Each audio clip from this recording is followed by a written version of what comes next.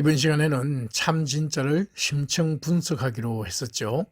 지난 시간들에서 참진의 숨겨진 의미가 속이 꽉 채워진 모양, 그래서 겉에 빈속을 꽉 채운 모양이라고 했습니다.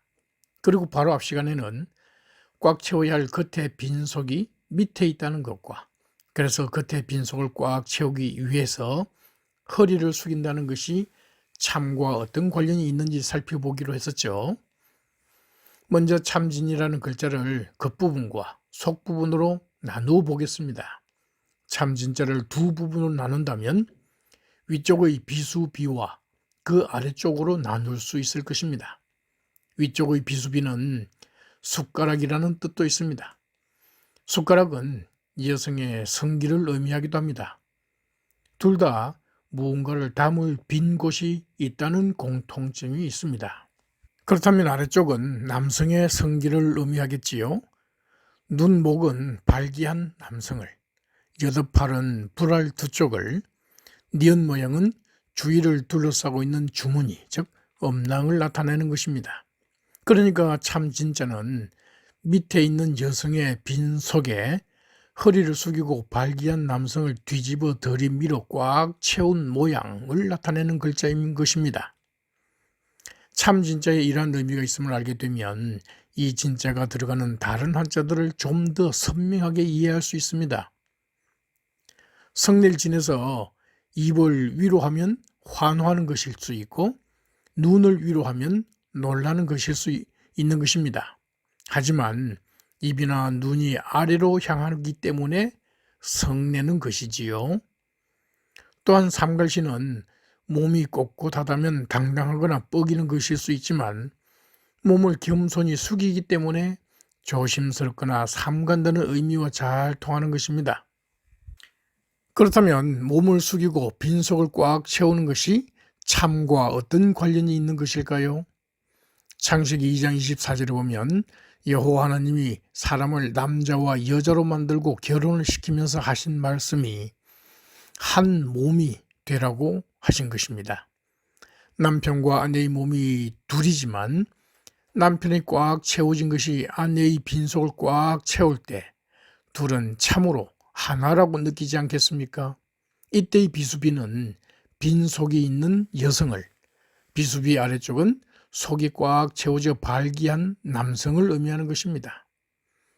하지만 이 비수비는 또 다른 사물을 의미하기도 합니다. 한자는 여러 사물의 한 개의 공통점을 나타낸 글자이기 때문입니다. 그래서 이 비수비는 땅을 의미하기도 합니다. 이것은 땅이 비어 있다는 말이 되겠지요. 언제일까요? 대홍수 후에 생존한 8명에게는 이 땅이 사람으로 꽉 채워져야만 할 빈 곳이었지 않겠습니까? 그들은 후손들로 이 땅을 꽉 채워야겠다는 사명감을 느끼지 않았을까요? 그리고 땅을 꽉 채우는 이 일은 창세기 9장 1절에서 생육하고 번성하여 땅을 가득 채워라는 하나님의 명령이 참이 되게 하는 것이기도 하였습니다. 또한 이 명령은 아담과 하와에게 한 것이므로 땅을 꽉 채우는 이 일은 하나님이 주신 참 생명을 살아가는 방법이기도 하였습니다. 그렇다면 지금 세계 인구가 80억이 넘고 땅이 발 디딜 틈 없이 꽉 채워졌는데도 사람들이 참 생명을 누리는 것 같지 않은 이유는 무엇일까요? 인구가 많은 만큼 오히려 고난과 고통도 더 많아진 것 같은 이유는 무엇일까요? 답은 이 비수비가 사람을 의미하기 때문입니다.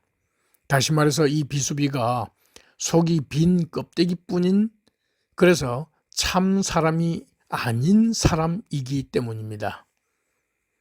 자식이 부모를 부인하거나 모르는 것은 자신의 근본을 부인하거나 모르는 사람이듯, 사람이 자신을 지으신 하나님을 부인하거나 모르는 것은 자신의 존재 자체를 부인하는 사람이나 자신의 존재 이유를 모르는 사람입니다. 생각해 보십시오.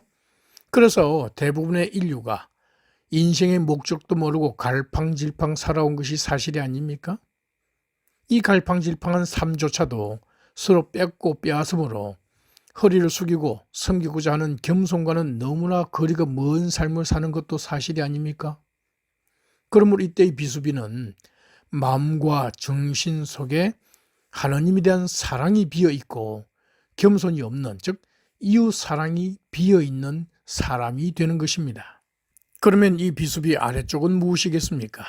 당연히 사람의 빈속을 꽉 채워서 참 사람이 되게 해줄 하나님의 말씀이 아니겠습니까?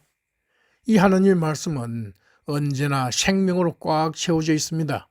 이 말씀으로 첫사람 아담에게 생명이 주어졌으며 살아있게 하였고, 이 말씀에 순종할 때 영원한 생명을 살게 되어 있었기 때문입니다. 그러므로 참지는 마음속과 정신속이 하나님의 말씀으로 꽉 찬 사람, 다시 말해서 속에 하나님 사랑과 이웃 사랑이 꽉 채워진 참 사람이라는 뜻이 되는 것입니다. 또한 참지는 땅의 빈 곳을 꽉 채운 사람들이 영원히 누리는 참 생명이라는 뜻도 되는 것입니다. 바로 이것이 하나님이 사람을 지으신 참 목적이었음을 창세기에서 알 수 있지 않습니까?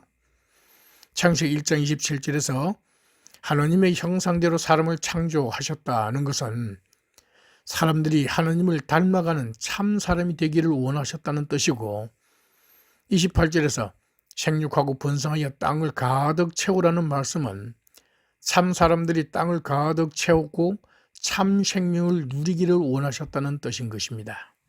비록 아담이 죄를 짓긴 했지만 하나님의 생각은 전혀 바꾸지 않으셨으며 전능하신 하나님께서는 자신의 뜻을 분명히 이루실 것입니다.